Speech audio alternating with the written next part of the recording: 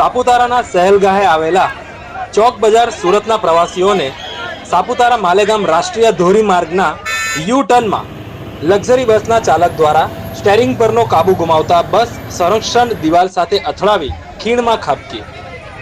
મળતી માહિતી મુજબ સાપુતારા માલેગામ રાષ્ટ્રીય ધોરીમાર્ગ ઘાટ ઉપર યુ ટર્નમાં બાપા સીતારામ ટ્રાવેલ્સ બસ નંબર 9393 ઉધનાથી રવિવારે સાપુતારાની સહેલગાહે આવ્યા હતા।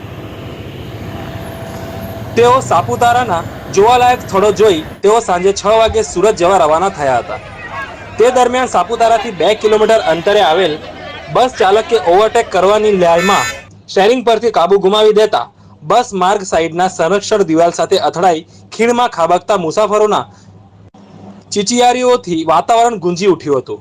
બનાવ પગલે રવિવારે ભારે ભીડ હોવાથી પ્રવાસીઓ મદદે દોડી આવ્યા હતા। ઘટનાની જાણ સાપુતારા પીએસઆઈ અને જેડ ભોયાને જાણ થતા તેઓ સ્ટાફ સાથે ઘટના સ્થળે દોડી જઈ ઈજાગ્રસ્ત મુસાફરોને 108 પોલીસ વાન ખાનગી વાહનોમાં શામગાન સીએસસી સાથે ખસેડવામાં આવ્યા હતા। ઘટનામાં 2 બાળકો બસના નીચે ચગદાઈ જવાથી મોત નીપજ્યું હોવાનું જાણવા મળ્યું છે। બનાવ અંગે સાપુતારા પોલીસે અકસ્માત ગુનો નોંધી આગળની કાર્યવાહી હાથ ધરી છે।